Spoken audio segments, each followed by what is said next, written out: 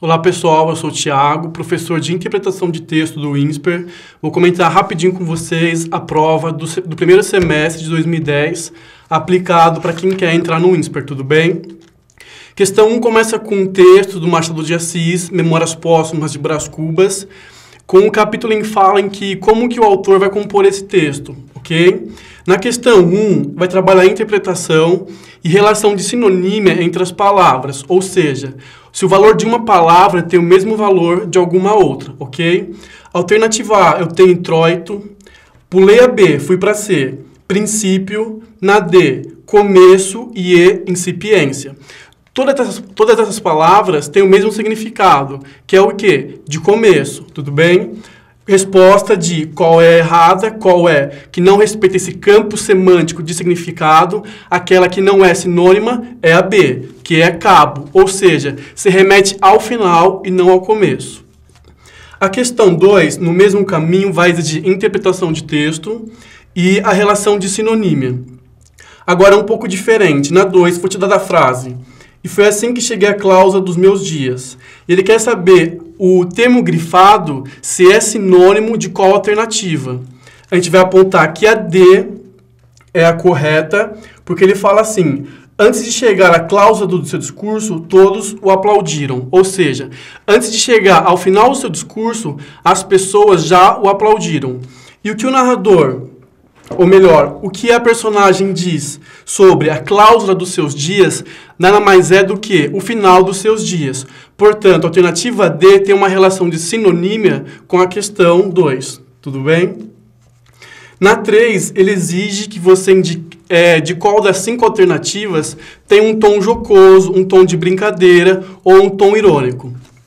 Nós apontamos que a C é a correta.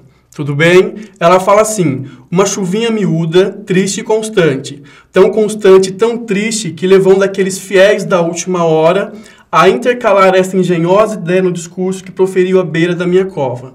Apontamos duas partes que indicam essa brincadeira, ou ironia, ou jocosidade, que é daqueles fiéis da última hora. É como se as pessoas se tornassem fiéis ao defunto, a esse personagem que morreu, no último instante, ou seja, é uma fidelidade sem muito valor.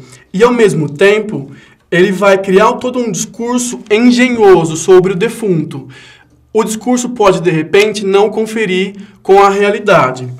Por causa dessas duas expressões dadas nessa alternativa, apontamos a C como alternativa que evidencia esse tom jocoso na questão. Tudo bem? Questão 4, ainda de interpretação. Foi uma questão que nós consideramos como um tanto problemática.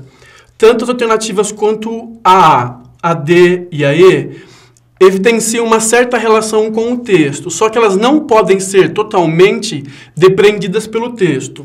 Na questão da A, é difícil dizer que o emprego da segunda pessoa do plural, o vós, vai dar a ideia de hierárquico. Não dá para inferir isso a partir do texto. No caso da D, ela fala assim que o grau da formalidade denota o grau de relevância do homenageado. Até aí tudo bem. O problema é que a alternativa diz que é junto aos presentes. Eu posso dizer que esse grau de relevância da pessoa que morreu faz parte do discurso do orador, mas não faz parte do discurso das pessoas que assistem ao enterro. Portanto, a D também não dá para ser inferida em relação ao texto. Em relação a E, você tem que esse fragmento intensifica o caráter melancólico que o narrador quer dar ao relato. Optamos por também não apontar a E como a correta, porque, primeiramente, é difícil identificar um sujeito sintático para intensificar. Ficou uma coisa quebrada, sem coesão. Além disso, é difícil afirmar a partir do texto que há intensidade. Talvez uma conformidade, talvez o fragmento corrobore e fortaleça, mas intensificar é uma inferência que nós optamos por não deduzir ao texto. Tudo bem? A questão 5 é outra que nós achamos problemas. Apontamos como correta B e D. É uma questão sobre figura de linguagem. Percebemos que no texto em que há figura que deve ser analisada, você tem a repetição da palavra mesma. Portanto, você tem uma anáfora E o efeito de sentido disso é um reforço. Repete várias vezes a mesma para dar a ideia de reforço. Essa ideia de anáfora, criando esse reforço, encontramos na B, por causa de mulato, ela se repete, e também na D, em que o verbo ser, o amor é fogo que arde sem se ver, é ferida que dói e não se sente, também é repetido. Portanto, não sabendo exatamente o que a banca queria nessa questão, apontamos B e D como corretas. Continuando, questão 8. É para ser tranquila, ela é interpretação, mas ela aciona um conhecimento de mundo, ela exige do candidato um conhecimento de intertextualidade. Era legal você saber que é comum os gregos em casamentos quebrarem pratos, tudo bem? Aí você teve um texto para ler e uma charge. Tinha que relacionar o texto e a charge e responder as questões. A frase critica o desperdício dos gregos em época de crise, nós apontamos como incorreta. Não dá para entender, a partir do texto, que há uma crítica aos gregos. A 2, a afirmação de que há uma sátira em relação ao velho costume grego. Bom, na charge, troca-se pratos de verdade ou de porcelana por de plástico. De fato, há uma brincadeira com algo cultural grego que tem relação com a crise que o país passa. Tudo bem? E a terceira fala que a charge perde o sentido se eu tirar o momento da produção da charge. Ou seja, se eu perder a referência de que a Grécia vive em crise, eu perco o sentido da charge, o que é correto. Portanto, 2 e 3 são corretas, da alternativa C. Na questão 9, simplesmente para você apontar o significado de uma palavra, que é idiosincrasia. Ok, simplesmente ela é peculiaridade, uma coisa não comum, uma característica atípica de alguém. Portanto, da 9 o gabarito é B. Na 10, são 4 afirmações para você apontar se são verdadeiras ou falsas a partir do texto. A1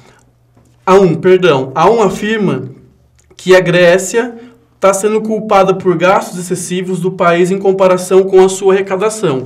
De fato, segundo o texto, o governo grego gasta mais do que arrecada. E a outra correta é a 4.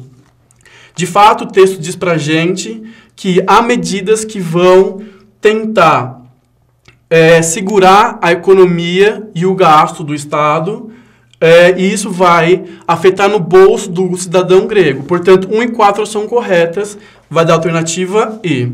Na questão 11, ele quer incorreta. Apontamos que a E é incorreta, por quê? Ele diz assim que em relação ao texto, eu tenho a genialidade de Homero, o qual venceu problemas na antiguidade como o problema do texto. Eu posso até aceitar que Homero, por meio da sua literatura, vai vencer algum tipo de problema, mas não econômicos como a crise que a Grécia vive. Tudo bem? Uma questão fácil.